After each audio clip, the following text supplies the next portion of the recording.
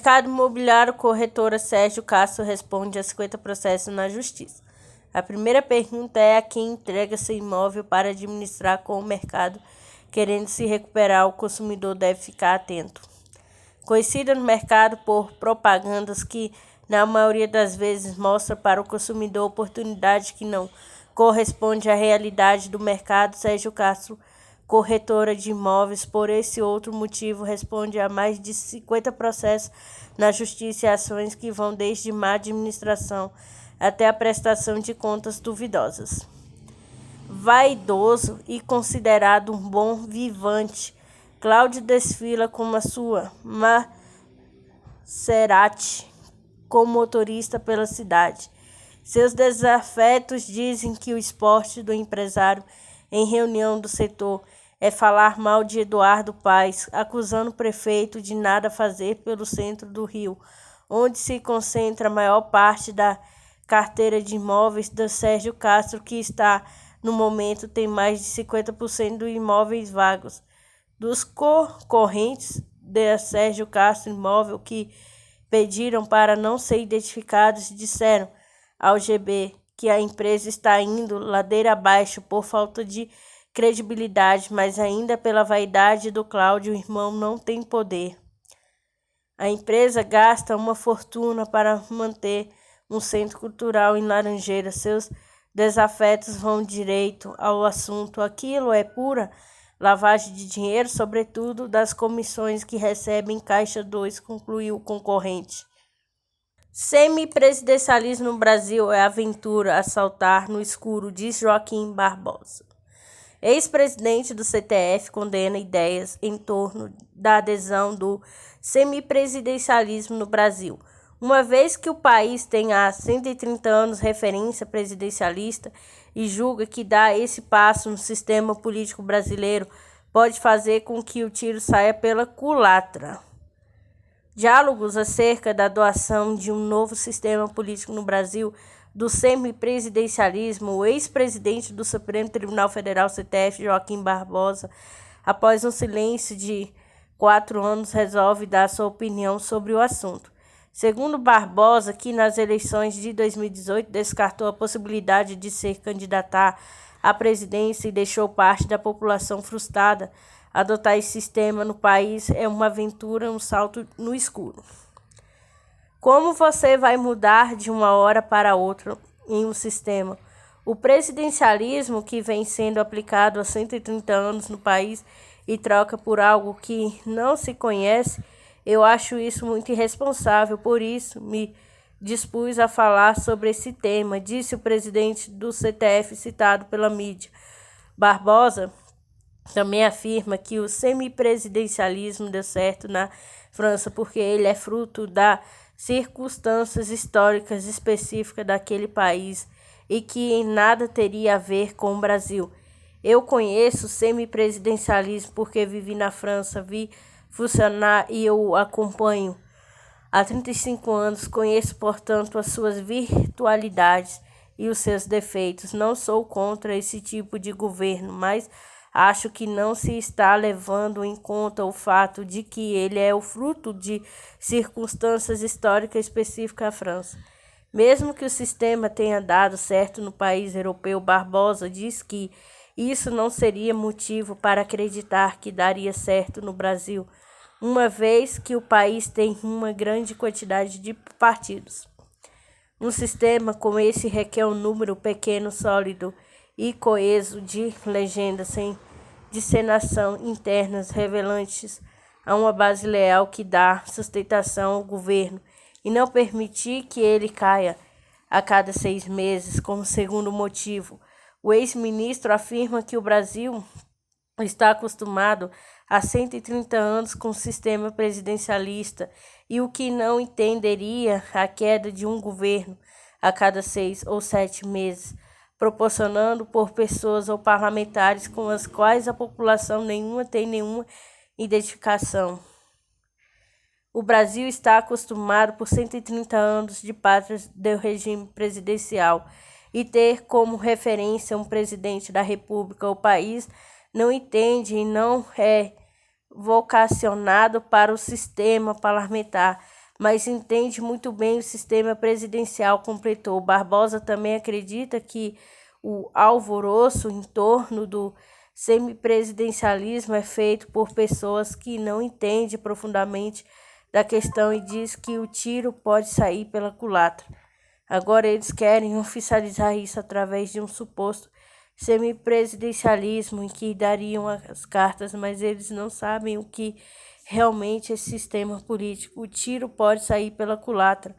Adotar o semipresidencialismo na intenção de transferir oficialmente a essência do poder, e esses homens seriam um erro político imperdoável, uma aventura, um salto no escuro, afirmou Barbosa com a agência Sputnik Brasil. Queiroz, das rachadinhas, publica foto ao lado de Bolsonaro e faz ameaça. Minha metralhadora está cheia de bala, escreveu. Apontado com operador do esquema da rachadinha no gabinete de Flávio Bolsonaro, na Assembleia do Rio, o policial aposentado Fabrício Queiroz se queixou neste domingo 25 nas redes sociais do afastamento de aliados do presidente Jair Bolsonaro. Consolado por um amigo, Queiroz escreveu: minha metralhadora tá cheia de balas, kkk, com um emoji do doce. Na rede, Queiroz reproduziu uma fotografia publicada 3 anos atrás na página de hoje. Deputado Hélio Lopes, PSL, Rio de Janeiro, que é próximo do presidente. Na reportagem, hoje o presidente, o então deputado federal Jair Bolsonaro, posa ao lado de Queiroz, de Hélio Lopes, do assessor especial da Presidência da República, Max Guilherme Machado de Moura, e do advogado Fernando Nascimento Pessoa, assessor parlamentar do gabinete de Flávio Bolsonaro no Senado. Na fotografia reproduzida por Queiroz, o quinteto está no Maranhão e com a mão direita Bolsonaro faz o gesto conhecido como Ang Lose. Queiroz comenta: e faz o tempo que eu não existo para esses 3 papagaios aí, águas de salsichas, literalmente vida segue. Em resposta a dezenas de comentários, o ex-assessor parlamentar de Flávio fez questão de preservar o presidente. Questionado se defenderia o impeachment de Bolsonaro, escreveu: defendendo Lula na prisão, Bolsonaro até 2026. Diante da repercussão de seu post, Queiroz tentou minimizar danos, argumentando-se uma estratégia para identificar petistas infiltrados em sua página, que é aberta. Coloquei uma isca no Facebook e consegui pagar vários petralhas infiltrados entre meus amigos Bolsonaro 2022. Segundo a página do Senado, a pessoa ocupa o cargo comissionado no gabinete de Flávio Bolsonaro. Em maio, seu vencimento líquido foi de 16.958.038 líquido. Ele já assessorou Bolsonaro na Câmara dos Deputados e Flávio na LERJ, sendo alvo de investigação do esquema de rachadinha. Ex-policial do BOP, Batalhão de Operações Especiais da PM do Rio, Max Guilherme Machado de Moura, prestou serviço na segurança a Bolsonaro, inclusive na disputa presidencial de 2018, como assessor especial da presidência, integrou a comitiva oficial a Israel para negociação de tratamento contra a Covid-19. Queiroz é investigado por participação em suposto esquema de rachadinha, devolução de salário na Assembleia, no gabinete do então deputado estadual e hoje senador, apontado pelo ministro público como operador do esquema. Chegou a ser preso no ano passado, mas conseguiu a revogação posteriormente com Kátia Seabra, da Folha Expressa. Serpro anuncia programa de benefícios voltados para startups. Serpro Boeste oferece condições diferenciadas para quem startups acessam APIs. Ferramentas de programação oficiais de governação foi representada na Campus Party. Startups de todo o país podem contar com um programa de benefícios do Serviço Federal de Processamento de Dados, Serpro. A empresa estatal de tecnologia lançou na segunda edição digital da Campus Party, a iniciativa Serpro Oeste. A ação oferece condições diferenciadas para que as startups, empresas inovadoras voltadas para a tecnologia, acessem o APIS, ferramenta de programação oficiais de governo. O Serpro também fornecerá treinamentos e serviços relacionados à identificação digital e à Lei Geral de Proteção de Dados LGPD. O startup pode pedir o benefício por meio de entidades que representam essas empresas ou diretamente no site Serpro Ventures. Entre os produtos disponíveis estão validados de dados de identidade e biométricos, APIs de consulta de CPF e CNPJ, ou ferramenta que permite o uso de certificação digital em telefones móveis e orientação sobre LGPD. Segundo o Serpro, essas tecnologias ajudaram as startups a simplificarem processos como validação de cadastro, onboarding digital, automatização da verificação de documentos e gestão de identidade. Essas ferramentas facilitam, entre outras coisas, a abertura de contas, a análise de concessão de crédito e a prova de vida, autentificação de transações e de autorização de pagamento, uma selfie no celular.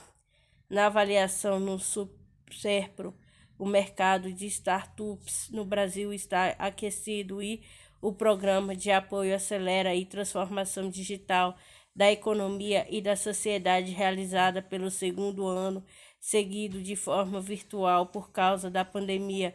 A edição digital de Campus Party começou na quinta-feira 22 e terminou neste sábado 24 com a Agência Brasil. Pelo menos 67 pessoas morreram na Índia em enchentes e deslizamentos. A parte da costa oeste da Índia recebeu até 594 milímetros de chuva em 24 horas, forçando as autoridades a retirarem pessoas de áreas vulneráveis. Pelo menos 67 pessoas morreram no estado de Maharashtra, no oeste da Índia, disseram as autoridades nesta sexta-feira, após chuvas torrenciais causar deslizamento de terra, enchentes em áreas baixas isoladas, centenas de vilas. A parte da costa oeste da Índia recebeu até 594 milímetros de chuva em 24 horas, forçando as autoridades a retirarem pessoas de áreas vulneráveis enquanto liberavam água de represa que ameaçavam transbordar. As chuvas inesperadas e muito fortes provocaram deslizamento de terra em muitos lugares. Os rios inundados, disse o ministro-chefe, o Davi Thackeray, que lidera o governo estadual da Maharashtra. A jornalista repressas, os rios estão transbordando, somos forçados a liberar água das represas e, portanto, estamos mudando pessoas que morreram perto das margens dos rios para locais mais seguros. A Marinha e o Exército estavam ajudando a preparação de resgate em áreas costeiras, acrescentou. As chuvas sazonais das monções entre junho e setembro causam mortes e deslocamentos em massa ao redor do sul da Ásia todos os anos, mas elas também entregam mais 70% das chuvas da Índia, são cruciais pelos agricultores, com a agência Sputnik Brasil. Asteroide que teria 170 metros se aproxima da Terra neste domingo. Uma rocha espacial provavelmente tão grande quanto o monumento em Washington. O asteroide 2008 G20 deverá se aproximar da Terra neste domingo 25, pelas 3h50 em Washington, às 14h50 no horário de Brasília. O corpo celeste está sendo monitorado pelo Centro de Pesquisas de Objetos Próximos da Terra, CNEOS na sigla em inglês, da NASA, reporta Newsweek. De acordo com o cientista, o asteroide poderia medir até 220 metros de diâmetro, apesar de ainda não estarem certos de sua verdadeira forma, pelo que poderia também ser diâmetros de 66,4 metros, caso seja, segundo possibilidade seria um asteroide menos que o monumento de Washington, que por sua vez tem 169 metros de altura. Quando o 2008 GO20 se atravessar perto de nosso planeta, ele deverá estar viajando em uma velocidade de quase 30 mil km por hora, informou a mídia. Embora o asteroide esteja se aproximadamente de acordo com o CNEOS, ele não vai chocar com o nosso planeta ou representar qualquer perigo este fim de semana.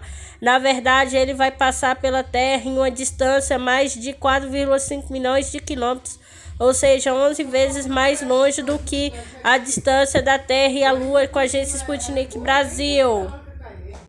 Caminhoneiros, a associação segue dividida sobre a adesão à greve motorista, promete parar o país a partir da meia-noite deste domingo. A paralisação não é unanimidade entre os transportadores rodoviários. Algumas entidades apoiam a interrupção, outras são contrárias. Uma terceira parte ainda avalia se vai participar ou não dos atos que tendem a se estender ao longo desta semana.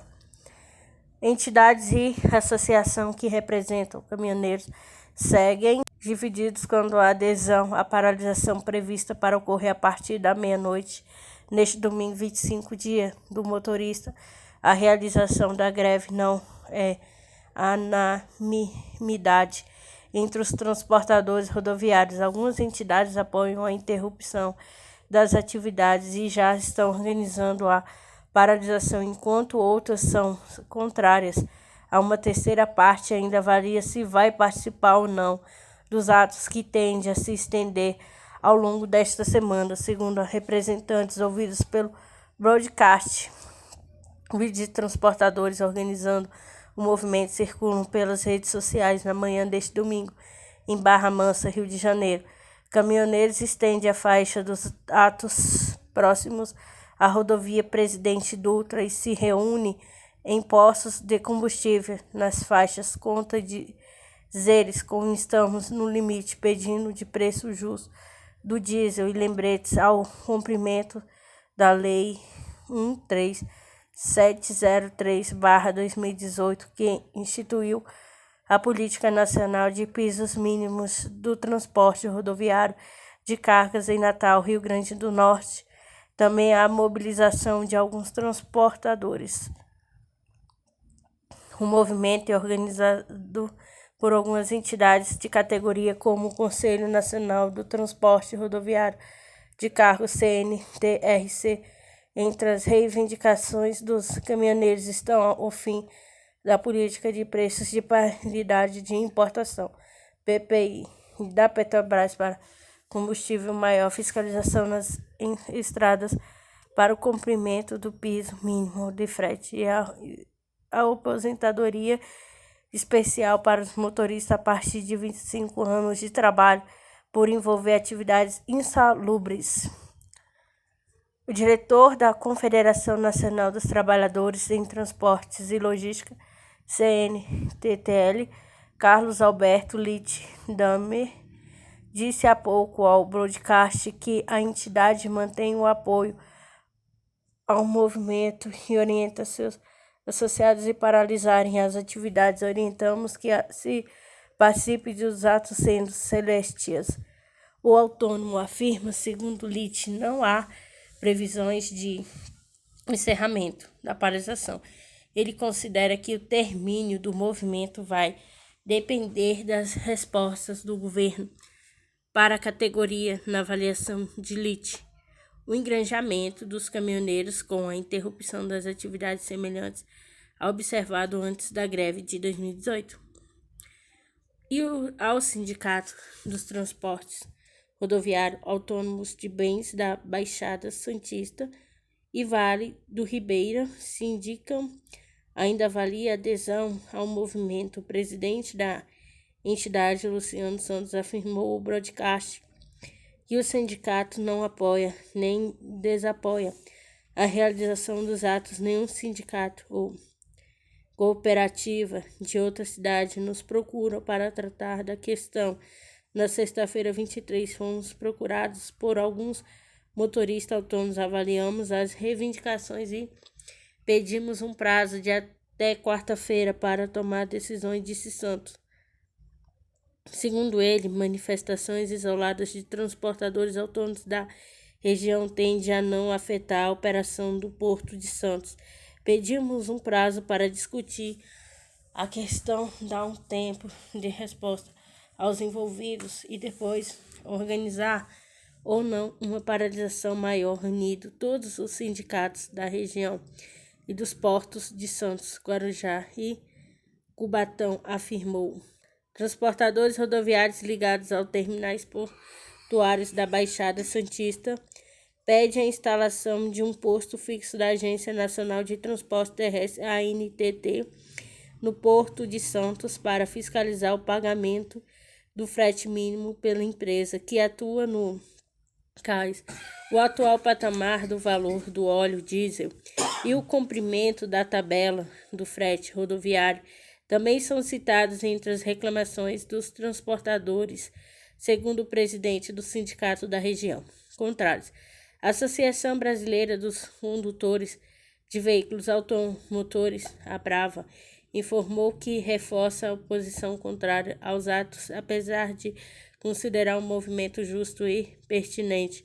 O presidente da associação, Wallace Ladim, conhecido como Chorão, afirmou que a entidade não vai participar da paralisação após a decisão tomada em reunião com associados na última quinta-feira, 22. Segundo o Chorão, existe grande descontentamento dentro de todo o segmento, mas não a adesão de 100% da categoria neste momento. O combustível não é um problema só nosso, referente à Lei 13703/18, que está vigente. Precisamos que a ANTT faça seu trabalho de fiscalização, disse Chorão.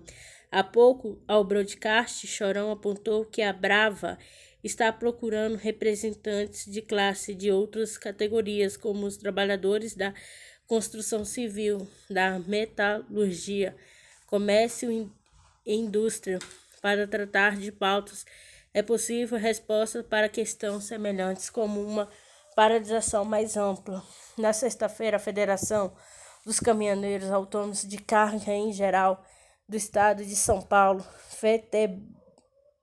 FETRABENS São Paulo, Sindicato dos Transportadores Rodoviários Autônomos de Bens do Estado de São Paulo, Sindicam São Paulo também declaram que não irão participar da paralisação, conforme informou o presidente de ambas entidades, Norival de Almeida Silva Preto. Também na sexta-feira, a Confederação Nacional dos Transportadores Autônomos, CNTA, informou a reportagem que mantém o posicionamento de não orientar os seus associados sobre aderir ou não ao movimento. A CNTA congrega 7 federações e 140 sindicatos distribuídos pelo país, representando 800 mil caminhoneiros autônomos, segundo os dados da própria confederação. Procura pela reportagem assessoria de imprensa da CNT, Confederação Nacional de Transporte, que representa as empresas do setor, informou que a entidade ainda não se pronunciou sobre o assunto e que avalia eventual posicionamento quanto à greve.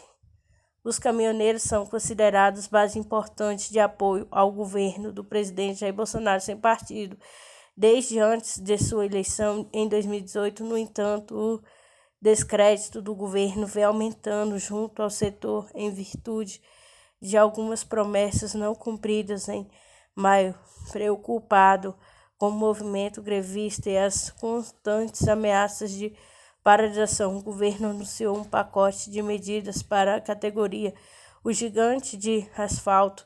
A maior parte das medidas incluídas no pacote não foram viabilizadas até hoje, segundo algumas lideranças dos bastidores. Parlamentares ligados à base governista buscam aproximação com os representantes da categoria na tentativa de acalmar os ânimos e frear a paralisação. Do outro lado, membro do alto escalão afirma que a ameaça de greve Não preocupa o governo que considera o movimento pontual com agência Estado.